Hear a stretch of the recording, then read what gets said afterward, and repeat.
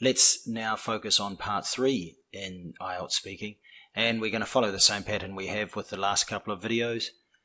We're going to practice imitation by listening, noting pronunciation features, and then trying our best to imitate.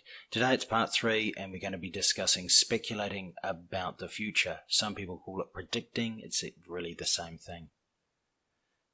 So remember our patterns. We're going to be listening for the patterns as I've just discussed. So there'll be 3 speakers coming up, speaker 1, 2 and 3. Again, I would suggest you do them one at a time. So we'll pause now and let you have a listen.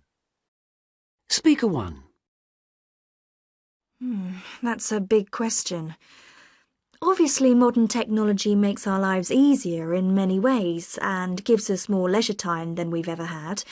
But there are more things to worry about than there were in the past, and stress levels are higher than they used to be. I think this can only get worse. In fact, I'd say it's fairly unlikely that technology itself will make us happier.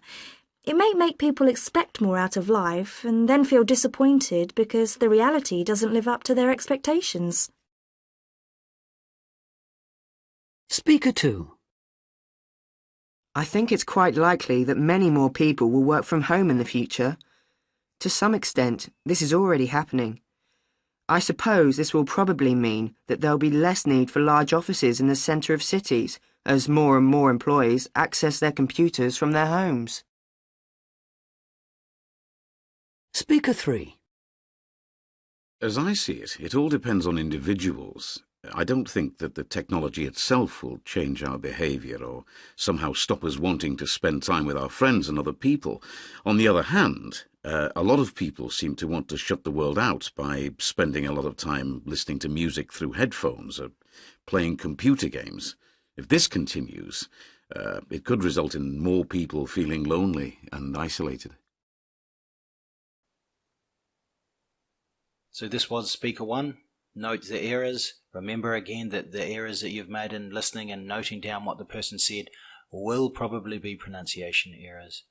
Remember to follow the steps and then make sure you imitate yourself. The purpose of this is that you can improve your speaking.